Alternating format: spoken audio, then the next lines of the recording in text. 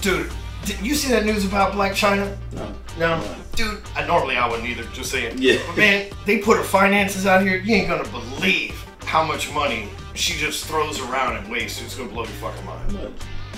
Yeah, so in 2019, I was at Dan Bilzerian's house. You knew who that is? Yeah. And I ain't never met the dude, but I partied at his house. But I partied with some really cool people, man. We threw like a poker tournament up there, and it was Chris Tucker, you know, Smokey. Yeah. I smoked weed with Smokey, man. That was like, That's I like remember a at the end of the full night, moment. yeah, I had like, you know, maybe it wasn't free, but I thought it was free, you know what I'm saying? It was laying out, so I fucking sparked it up. It's like a little gift bag. Exactly, man. I thought it was like, hey, thanks for coming by, you know? Yeah. So could have just been his shit, I don't know. But anyway, but then like out of nowhere, I'm standing in the front and Tyga, he like shows up out of nowhere with this entourage of like 15, 20 people. Tyga's rapping and he did like 3 songs and then walked the fuck out. He was gone within a matter of seconds. 3 songs, but he did hand me the blunt. That was pretty cool, right? Yeah. It was like a really cool party. But the reason why I tell you that was I was scrolling Instagram and I seen Tyga. One of the things that came up was he's in a custody battle. Mm-hmm. And dude, let me read you. This is crazy. So Blac Chyna, she has 18 million followers on Instagram. Right, like when you think of somebody with 18 million followers on Instagram, what do you think financially? I mean, you gotta be up there. You gotta be up there to have 18 million people like influencing you. You gotta have some product that's pushing money. You got to be making some money somewhere, right? Yeah. This lady had a baby with Tyga and Rob Kardashian. So she should have Tyga's money, Rob Kardashian. That was like a big thing that was pushed in social media. It was just like, oh, like he started rising up. She went up with him, and then it just all like fell apart, I guess. Classic Kardashian curse. She is in a financial battle, right? So she had to release her financials to the court. I guess they got an 11-year-old son, right? It says here that she is trying to have Tyga pay for her custody battle expenses. Only in America can you be independently successful, right? 17 million followers, got your own shit, baby with the Kardashians, you know you're getting some support there, still want money from the dude. That's just greedy, man. Yeah. You got kids? No. You gotta be careful. I say that, man, because, you know, you're how old? 23.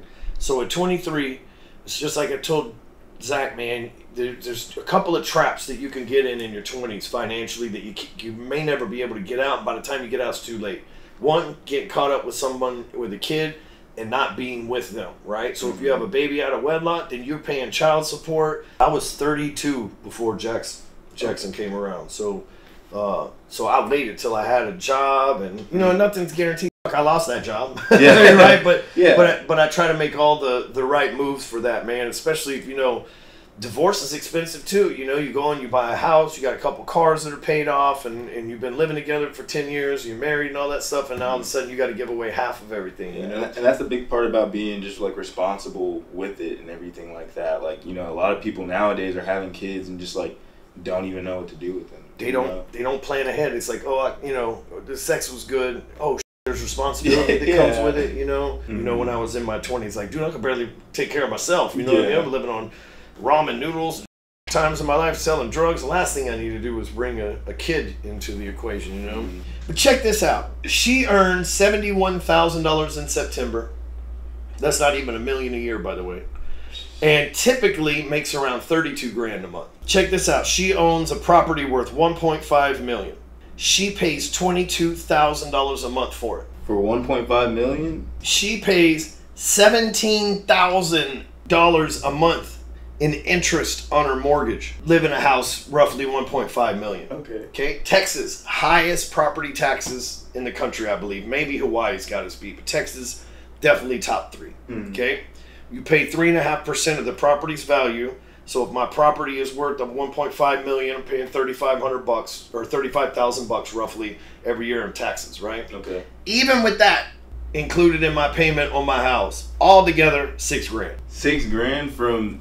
So you're telling me with everything that you got going taxes, insurance, she's paying 17 grand. You're paying $6 grand. Yeah, my mortgage payment is like $2,900 a month on $1 million loan. I mean, you got to be careful who's in your circle. Yeah. Because there's another example. You're making 30 grand a month, but you're broke as shit. I mean, half of her income is $32,000. If she make $32,000 pre-tax and got to pay $22,000, leaves her with 10 grand left over at the end of the month. That's the thing. If you get stuck in the machine the machine of debt, then what happens is no matter how much money you make, you'll always just barely be getting by. But then she has to spend $8,000 on child and health care expenses every month. $8,000. My kids are in private school, and it ain't $8,000 a month for 4 of them. You sure those finances right there? These are stuff that was sent to the court, so it has to be just terrible financial decisions. So that's why she's having to chase down Tyga and get some more money, because she's not making good decisions. You can make a lot of money and still be broke, or you can make a little bit of money and make good decisions and wind up wealthy, or you can make a whole bunch of money and make good decisions and stay wealthy, right? This person, I guarantee you, because I've seen this, right? Oh, you making money? Let me hook you up with my mortgage guy. Okay, perfect. I don't know nothing about that. You take care of it. He come back. He's like, sign up. This is a good deal. And her shit should be cheaper because it's in California. They have less property taxes. Dang, so she's really like getting screwed over or something over there. Real. You know, and what happens is we always trust the people close to us. You know, 18 million, 17 million followers on Instagram. You give a shout out to the person that does your mortgage. I guarantee if she got on there right now and goes, yeah, this dude gave me a good deal on my mortgage. Y'all check this out and use them, bro. And that dude be out of business in a week, man. Get to retire, go travel somewhere, live a life. Shit. But that's the main thing is, like you said, like building just the knowledge of it. Or if you don't have the knowledge of it, trying to at least get those right people on your team. Like $72,000 a month. Well, how much do you think she puts back in savings every month on average? Man, probably like I'd say $5,000 just from what you told me. Like maybe $5,000 if she even decides to do that. $271 a month in her savings account. That's how it's easy to get caught up in it. You know, you think, oh, this money's going to come in forever. Let me tell you, when I was 2 years older than you, I got into the mortgage business 2004. 2004, this is how mortgages work. Oh, you're alive? Let me give you some money. Yeah. Like, seriously, it don't matter. You got bad credit, good credit, no money. They don't give a fuck. Sign up and get a house. It was like the free house giveaway. Seriously. So everybody, obviously, I'm young and I didn't know, but like everybody obviously is on the free house giveaway program. And everybody's printing money because houses are free. No money down. Dude, it was so crazy that you didn't have to tell them how much money you made.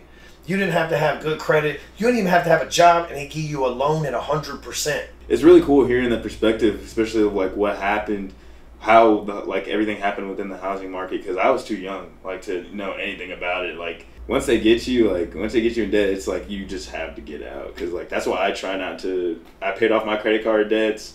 The big takeaway here, man, is, you know, you're in a position where you're starting to make some money. You're starting to move up the ranks, man. Don't get caught up in all the flashiness and trying to look like you make money. Just make it. Yeah, I appreciate that. Like that definitely helps. Like the reminder, you know, just keeping my head focused, keeping it grinding, and just doing what I need to do to get to where I want to be. We just put in 401ks for you guys too, so that actually just started this week. So you should talk to Mariana about getting that set up to where at least a portion of your money. So the way that works is, let's say you make 10 grand. And it pulls out 7% of your income is the max you can contribute, right? So 7%, $700, right? So you got 10 grand, it pulls out $700, but now you're only taxed on $9,300. Okay. And then this money grows tax-free as long as you never touch it until you're 59. So it goes and buys stocks, it buys bonds and shit like that. Yeah. Then by the time you're 59, 60 years old, if you need that money, you can start draws against it. You can use loans against it in the future. So say you take a 5% interest loan against your 401k, but you can go make 10% interest over here, so you can start leveraging it in other ways too. So, because I'm going to match some too. Okay. So like I think I match 2% or 3%, something like that, so that you almost get 10% of contribution. So okay, dang, appreciate it, boss. Yeah, it's tax write-off, and it benefits you guys, so it's a win-win. Yeah, I can't see any reason I wouldn't do it.